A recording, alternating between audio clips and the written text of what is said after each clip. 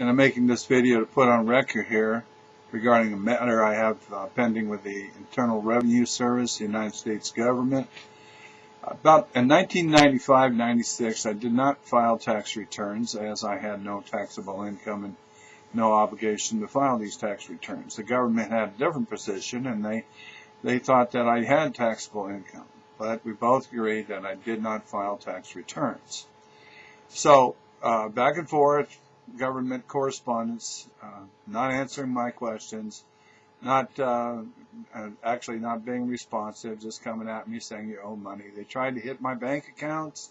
They tried to hit my employer and such to get money. They never collected any money on this, but in 2008, they filed a lawsuit trying to get a judgment for $144,000 and to foreclose on my family home. Through the process, there's something called discovery, and part of discovery is seeking answers to interrogatories. So I posed some interrogatories, and among them I asked for copies of assessments, and they were never produced, and of course the government didn't have to produce them. They used some other form to say that, yeah, they were done, but in fact don't actually produce the assessments. I also asked them to give me the code section, to provide the code section that imposed the liability on me in the first place. The government answered that the Internal Revenue Code was public record, and therefore I could go find it myself. The judge was not satisfied with that answer, so he ordered the government to answer the question further. Well, then the government came back and said, here are the code sections that relate to this matter. My original question was, which section of the Internal Revenue Code imposed the tax on me? Not, here are the code sections that relate to this matter. Anyway, through a process of summary judgment, and summary judgment is supposed to be used in legal proceedings when both sides agree on the facts. There are no material issues in dispute. And you know, it's kind of like if you got in a car accident and you said, yeah, I hit the guy from behind, and the other guy says, yeah, he hit me from behind.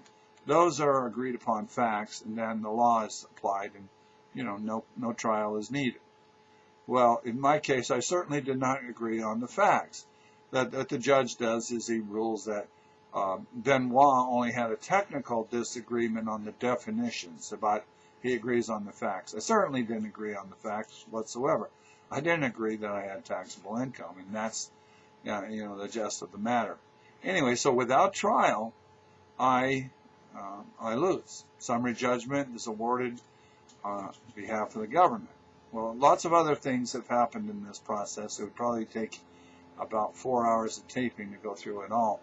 But as I discovered early on, one of the reasons I didn't owe the tax, well, actually the penalties, is that, for the penalties to apply, one of the conditions you have to be negligent. Of course, I certainly wasn't negligent in the whole matter. I was disputing it from the get-go.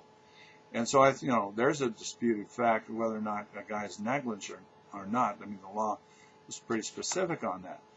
But more importantly, there's a penalty within this process that the IRS charged that is not something would be subject to some sort of interpretation. That's actually a fraudulent charge. There's a section in the Internal Revenue Code that makes it illegal well, actually I'll read it. That's the best way to cover that. Unlawful acts of revenue officers or agent.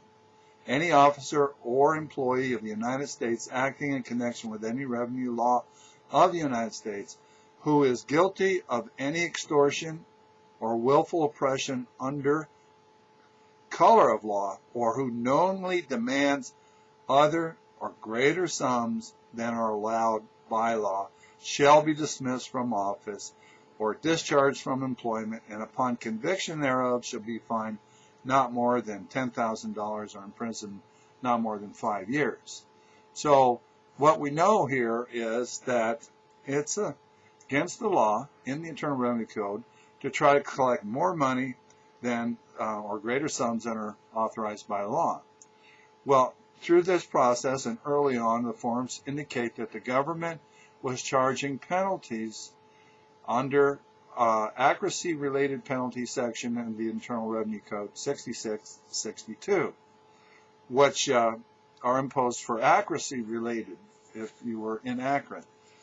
Now, this penalty does not apply to people who did not file a tax return.